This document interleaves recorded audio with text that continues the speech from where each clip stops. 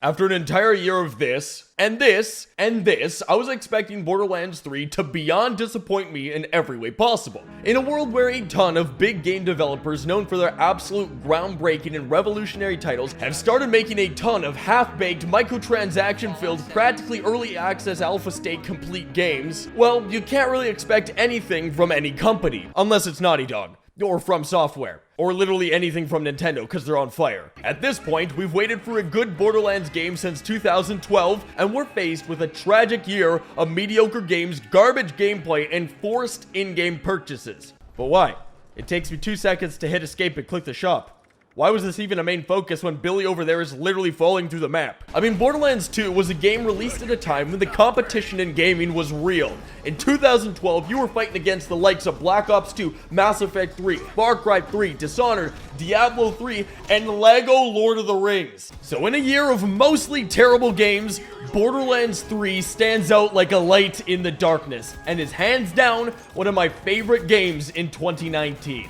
Which isn't saying a lot because of the competition, but still. The game features not just one planet, but multiple planets with multiple very large areas to explore, each with their own enemies, wildlife, and various characters. And in Borderlands, one of the main things that keeps you listening to dialogue, interested in even just the side quest stories, is because everything is so darn entertaining. So many games have the most absolute grindy, pointless, and monotonous quests that are comparable to the fun experience of watching water boil. But Borderlands 3 says, get out of here with that garbage. It's got an entire quest that makes you play a broken, unfinished, microtransaction-filled video game that's on the brink of release, featuring a T-posing main character and an endgame boss that, now that I think of it, reminds me of Fallout 76's Scorchbeast Queen when the game first launched. You see, Borderlands 3 ain't just another game to grind up and give up. The entirety of the game is an experience, and that's what games should be. Borderlands 2 had some of the most memorable moments in gaming, breaking boundaries, borders, and the fourth wall on multiple occasions, and Borderlands 3 upped that. It's a game with lovable and intriguing characters that you do care about, and when things happen to them, well, you care. And it's also a game where you can kill an entire psycho wedding party. I mean, the game can get away with almost anything it wants because everything it does flows within the nature of possible in this universe. But the game still follows the code of story, where a gamer gets attached to situations and characters, and that affects how everything plays out. I mean, there is a fine line between comedic storytelling and serious storytelling, and somehow this game manages to flip us over like a perfect pancake every time it changes its dynamic. So, with all of that in mind, the campaign of Borderlands 3 is actually pretty good. It introduces practically every character you've ever met and is still alive in the Borderlands universe, and meshes them together to go up against a massive cult following led by 2 Twitch streamers. Obviously, there's a plan to stop them, but there's so much more going on all around you at the same time.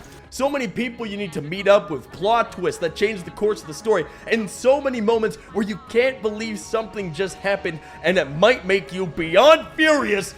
But let's be honest here, that's what makes a good game story.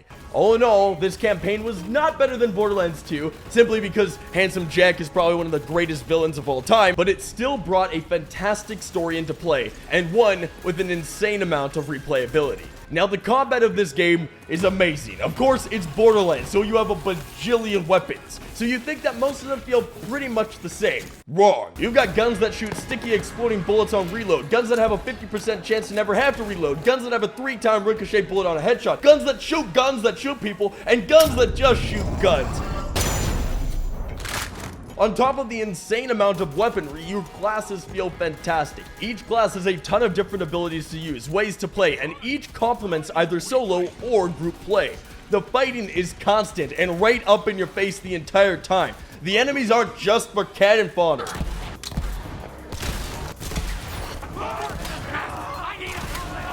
Well, maybe sometimes they are, but most of the time the enemies want to kill you, and they do, over and over and over again. Until finally you just call Diva to come save you. And it's fun. It never seems to get old because every fight has an intense amount of enemies and the difficulty just levels right on with you. Borderlands 3 just hit it out of the park. It has a crazy amount of progression, character design, weapon design, and emphasis on the fact that this is a game to just lose yourself in. It's a game where every side quest is worth completing, and not just for the reward, but for the story behind every one. With the amount of games that come out these days with mediocre questing and a lame grind identical to every other game, Borderlands 3 is a definite breath of fresh air, one where every moment of the game is worth experiencing. And that's why in my books, Borderlands 3 is getting a 9 out of 10. It's definitely not LEGO Lord of the Rings, but it is still worth playing.